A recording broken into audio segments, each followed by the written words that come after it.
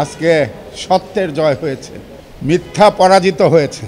অধিকারের বিরুদ্ধে মিথ্যা মামলা দিয়েছিল অধিকারের সম্পাদক, সাবেক সম্পাদক আদিলুর রহমান খান এবং নাসির উদ্দিন এলান, ডাইরেক্টর অধিকার।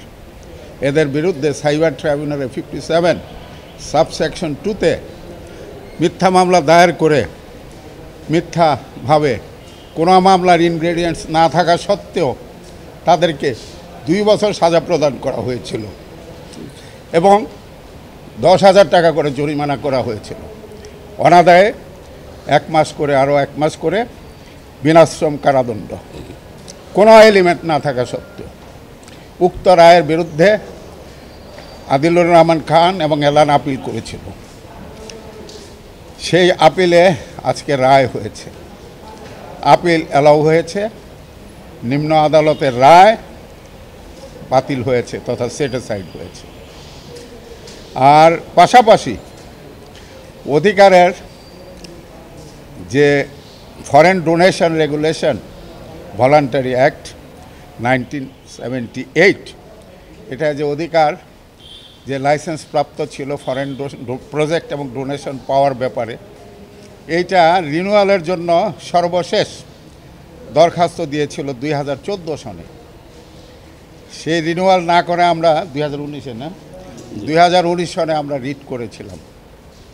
সেই রিট শুনানিকালে 2023 সনে 2022 সনে শুনানির সময় বেআইনিভাবে তারা আমাদের সেই রিনিউয়ালের আবেদন নামঞ্জুর করে। নামঞ্জুর করার কারণে মহামান্য আদালত বললেন যে এটা তো ইনফ্রাকচুয়াস হয়ে গেল, তারপরে আপিলে যান।